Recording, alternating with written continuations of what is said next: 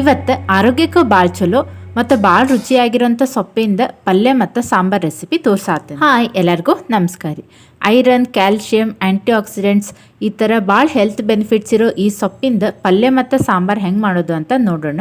ಮತ್ತು ಇದ್ರದ್ದು health benefits ಇನ್ನು ವಿಡಿಯೋದಾಗ ಹೇಳ್ತೀನಿ, ಅದಕ್ಕೆ ವಿಡಿಯೋ ಎಲ್ಲಿ ಸ್ಕಿಪ್ ಮಾಡಲಾರ್ದ ಕಂಪ್ಲೀಟಾಗಿ ನೋಡಿರಿ. ಬರ್ರಿ ಸ್ಟಾರ್ಟ್ ಮಾಡೋಣ. ಮೊದಲಿಗೆ ನಾ ಇಲ್ಲಿ ಕುಕ್ಕರ್ನಾಗ ಚಹಾ ಕುಡಿಯೋ ಬಟ್ಲು ಸಣ್ಣ ಬಟ್ಲಲ್ಲೇ 1ರಿಂದ 1.5 ಬಟ್ಲಿನಷ್ಟು ತೊಗರಿಬೇಳೆ ನೀರಾಗಿ ಸ್ವಚ್ಛಗೆ ತೊಳ್ಕೊಂಡು, ನುಗ್ಗೆ ಸೊಪ್ಪನ್ನ ಬಿಡಿಸ್ಕೊಂಡು ಅದನ್ನು ನೀರಾಗ ಒಂದು 2-3 ಸತಿ ಸ್ವಚ್ಛಗೆ ತೊಳ್ಕೊಂಡು 2 ಹಿಡಿ ಹಾಕ್ಕೊಂಡು ಅದಕ್ಕೆ ನೀರು ಜಾಸ್ತಿ ಹಾಕಿ ಸ್ವಲ್ಪ ಉಪ್ಪು ಹಾಕಿ 2ರಿಂದ 3 ಸೀಟಿ ಹೊಡಿಸ್ಬೇಕು.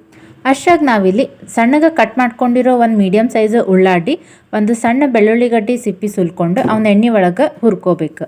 ಖಾರ ನೋಡ್ಕೊಂಡು ಹಾಕೋರಿ. ನಾ ಇಲ್ಲೊಂದು 2ರಿಂದ 3 ಮೆಣಸಿನ್ಕಾಯಿ ಅನ್ನು ಎಣ್ಣೆ ಒಳಗೆ ಸ್ವಲ್ಪ ಕಲರ್ ಚೇಂಜ್ ಆಗೋವರೆಗೂ ಹುರ್ಕೊಳತ್ತೇನೆ.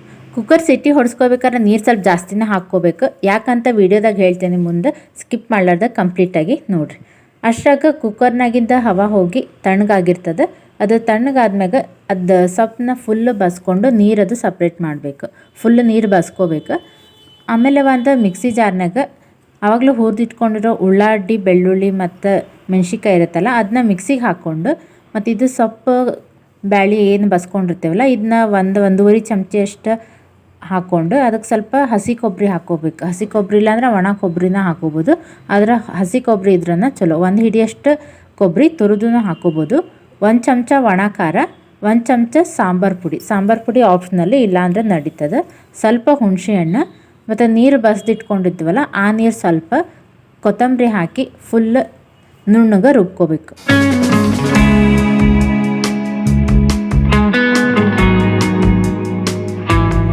ಒಗ್ಗರಣೆಗೆ ಎಣ್ಣೆ, ಅದಕ್ಕಾದ್ಮ್ಯಾಗ ಸಾಸಿವೆ ಚಟಪಟ ಸಿಡಿದ್ಮ್ಯಾಗ ಜೀರಿಗೆ, ಸ್ವಲ್ಪ ಕರಿಬೇವು, ಆವಾಗಲೇ ಅದು ನೀರು ಬಸ್ದಿಟ್ಕೊಂಡಿದ್ವಲ್ಲ ಆ ನೀರು ಸ್ವಲ್ಪ ಹಾಕ್ಕೊಳತ್ತೀನಿ.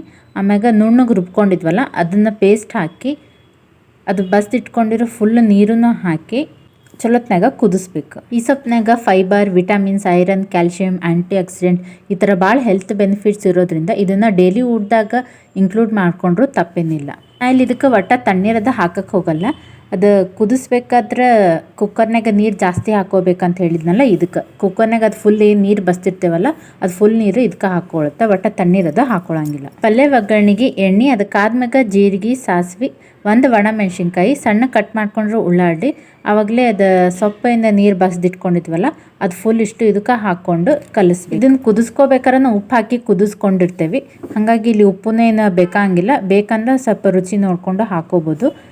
ಬಳತ್ತೇನು ಬೇಕಾಗಿಲ್ಲ. ಇದು ಪಲ್ಯ ಮಾಡೋಕ್ಕೆ ಅಲ್ಲಿ ಆಲ್ರೆಡಿ ಕುದ್ದಿರೋದ್ರಿಂದ 1-2 ನಿಮಿಷ ಕೈ ಆಡಿಸಿ ಗ್ಯಾಸ್ ಆಫ್ ಮಾಡಿದ್ರೆ ಪಲ್ಯ ರೆಡಿ. ಸಾರು ಒಂದು ಕುದಿ ಬಂದ್ಮ್ಯಾಗ ಟೇಸ್ಟ್ ನೋಡಿರಿ, ಉಪ್ಪು ಬೇಕಂದ್ರೆ ಹಾಕೋಬೋದು.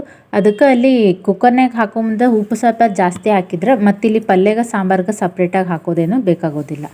ಸಾರು ಚಲೋತ್ನಾಗ ಕುದಿದ್ಮ್ಯಾಗ ಸಾಂಬಾರು ರೆಡಿ ಆಗುತ್ತೆ. ಭಾಳ ಹೆಲ್ತ್ ಬೆನಿಫಿಟ್ಸ್ ಇರೋ ಈ ಸೊಪ್ಪಿಗೂ ಏನು ಭಾಳ ಖರ್ಚಾಗಂಗಿಲ್ಲ. ಈ ಥರ ಹೆಲ್ದಿಯಾಗಿರೋ ಸೊಪ್ಪಿಂದ ಪಲ್ಯ ಸಾಂಬಾರು ಮಾಡಿಕೊಂಡ್ರೆ ಇದನ್ನು ಮುದ್ದೆ, ರೊಟ್ಟಿ, ಚಪಾತಿ, ಅನ್ನದ ಜೊತೆ ಸರ್ವ್ ಮಾಡ್ಬೋದು. ನೀವು ಮನ್ಯಾಗ ಒಂದ್ಸತಿ ಟ್ರೈ ಮಾಡಿರಿ, ಹೆಂಗೆ ಬಂತಂತ ಕಮೆಂಟ್ನಾಗ ಹೇಳ್ರಿ. ವಿಡಿಯೋ ಇಷ್ಟ ಆದರೆ ಲೈಕ್ ಮಾಡಿರಿ, ಫ್ಯಾಮಿಲಿ ಫ್ರೆಂಡ್ಸಿಗೂ ಶೇರ್ ಮಾಡಿರಿ. ಚಾನಲ್ ಸಬ್ಸ್ಕ್ರೈಬ್ ಮಾಡಿಲ್ಲ ಅಂದ್ರೆ ಸಬ್ಸ್ಕ್ರೈಬ್ ಮಾಡೋದು ಮಾತ್ರ ಮರಿಬೇಡ್ರಿ. Thanks for watching.